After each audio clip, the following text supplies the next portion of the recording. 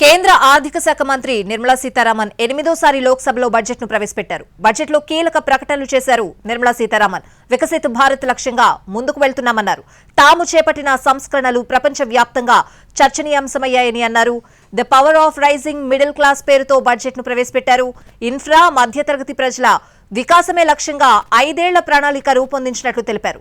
Budget లో ఆదాయ పన్నుపై కీలక ప్రకటన చేశారు నిర్మలా సీతారామన్. మధ్యతరగతి వేతన జీవులకు శుభవార్త చెప్పారు. 12 లక్షల ఆదాయం వరకు ఎలాంటి పన్నులు చెల్లించాల్సిన అవసరం లేకుండా రిబేట్ ప్రకటించారు. ఉద్యోగుల్లో 75% కంటే ఎక్కువ మంది 12 లక్షల కంటే తక్కువ జీతాలు పొందేవారున్నారు. దీంతో చిరు, మధ్య తరహా ఉద్యోగులు సంతోషం వ్యక్తం చేస్తున్నారు. In recognition of their contribution, we have periodically reduced their tax burden. Right after 2014,